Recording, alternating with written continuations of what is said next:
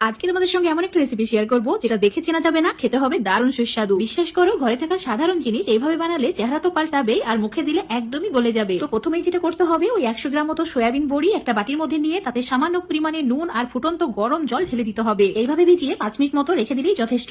এখন গ্যাসটাকে অন করে তাতে একটা পাত্রে জল নিয়ে নিতে হবে আর দিয়ে দিতে হবে টমেটো একটু বড় বড় টুকরো করে কেটে, তার সঙ্গে আদা কুচি, রসুনের কোয়া বেশ কয়েকটি, আর দিয়েছি শুকনো লঙ্কা, যে যেমন ঝাল খেতে পছন্দ করো। আর দিয়ে দিতে হবে চিংড়ি মাছ। এই চিংড়ি হলো গেম চেঞ্জার, সাধারণ রেসিপি অসাধারণ বানিয়ে দেবে। এখানে চিংড়ি সহ সমস্ত মশলাই সয়াবিনের পরিমাণ হিসাবে কম বেশি করে নিতে হবে। 5 মিনিট পর দেখছি সয়াবিন তো ফুলে একদম ডাবল হয়ে গেছে। তো জল চিপে বের করে একটা বাটির মধ্যে নিয়ে নিয়েছি, তাতে সামান্য নুন আর কাশ্মীরি লঙ্কার গুঁড়ো 2 চামচ কর্নফ্লাওয়ার দিয়ে ভালো করে মাখিয়ে নিতে হবে। তোমরা এখানে কর্নফ্লাওয়ারের পরিবর্তে চালের গুঁড়ো দিতে পারবে। ভালো করে মাখিয়ে নেওয়ার পর 5 মিনিট রেস্টে রেখে দিতে হবে, তাতে করে ভাজার সময় একটু তেল টানবে না আর হবে মুচমুচে। টমেটো চিংড়ি সহ সমস্ত কিছু ভালোভাবে সেদ্ধ হয়ে গেছে। তো টমেটোর খোসাটাকে ছাড়িয়ে নিয়ে মিক্সার জারের মধ্যে নিয়ে নিতে হবে আর ঠান্ডা হয়ে গেলে জল ছাড়াই একদম মসৃণ পেস্ট করে নেব। আর মশলা সিদ্ধ যে জলটুকু রয়ে গেছে সেটা কিন্তু ফেলে দেওয়া যাবে না, এইভাবে রেখে দিচ্ছি। এবার মশলা মাখা সয়াবিন গুলো ভেজে নেব। তার জন্য চুলার উপর ফ্রাইং প্যান নিয়ে তাতে দিয়ে দিতে হবে পরিমাণ মতো তেল। তেলের পরিমাণটা রান্নাতে যতটুকু তেল লাগবে একবারেই দিয়ে দেবে।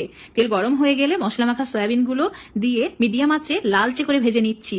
দেখতেই পাচ্ছ একদম মুচমুচে হয়েছে আর একটু তেল টানেনি। এখন তেল ঝরিয়ে বাটির মধ্যে তুলে রেখে দিতে হবে। আর এই যে তেলটুকু রয়ে গেছে এতেই রান্নাটি করে নেব। এইভাবে মুচমুচে সয়াবিন ভাজলে এমনি এমনি খেয়ে নেওয়া যায়। ভাজার পর আমি যে কতগুলো খেয়ে নিয়েছি কি আর বলবো। ফ্রাইং প্যানে তেলটা গরম হয়ে গেলে তাতে সামান্য পরিমাণে গোটা জিরে, শুকনো লঙ্কা, তেজপাতা, গোটা গরম মশলা, কয়েকটি গোলমরিচ আর জয়িত্রী দিয়েছি।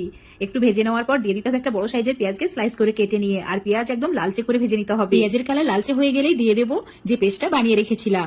এখন চুলোর ফ্লেম মিডিয়ামে রেখে একদম ভালোভাবে কষিয়ে নিতে হবে। এরকম শুকনো শুকনো করে নিয়েছি। এবার এর মধ্যে দিয়ে দেবো সামান্য পরিমাণে জিরের গুঁড়ো, হলুদের গুঁড়ো আর কাসুরি মেথি। এবার লো ফ্লেমে মশলা 1 মিনিট মতো কষিয়ে নেওয়ার পর দিয়ে দিচ্ছি ভেজে রাখা সয়াবিন বড়ি। এবার মশলার সঙ্গে সয়াবিন বড়ি 2-3 মিনিট লো ফ্লেমে কষাতে হবে করে চিংড়ি মাছের সুগন্ধ সয়াবিন বড়ির মধ্যে মিশে যাবে। টমেটো চিংড়ি সেদ্ধ যে জলটুকু ছিল তাতে মিক্সচার জারটাকে ধুয়ে আরো একটু জল গরম করে নিয়েছি, সেটাকে সম্পূর্ণ ঢেলে দিচ্ছি। এবার ভালো করে মিশিয়ে নিতে হবে। দিয়ে দেবো স্বাদ মতো নুন। নুনটা একটু বুঝে অ্যাড করবে, তার সঙ্গে অল্প পরিমাণে চিনি আর দিয়ে দিতে হবে সামান্য পরিমাণে গরম মশলার গুঁড়ো। ভালো করে একবার মিশিয়ে নিয়ে লো ফ্লেমে ঢাকা দিয়ে 8 থেকে 10 মিনিট রান্না করে নেব। তাতে করে সয়াবিন একদম পারফেক্ট ভাবে সেদ্ধ হয়ে যাবে আর গ্রেভিটা একদমই পারফেক্ট ঘনত্বের হবে। দেখে কি বোঝা যাচ্ছে এটা সয়াবিনের রেসিপি? একদমই নয়, কনফিউশনে পড়ে যাবে এটা সয়াবিন না মাংস না অন্য কিছু। জাস্ট এভাবে রান্না করলে নিমিষে এক পদেই প্লেট ফাঁকা। সয়াবিনের সব ধরনের রেসিপিকে টক্কর দেওয়ার মতো দারুণ সুস্বাদু রেসিপি শেয়ার করেছি।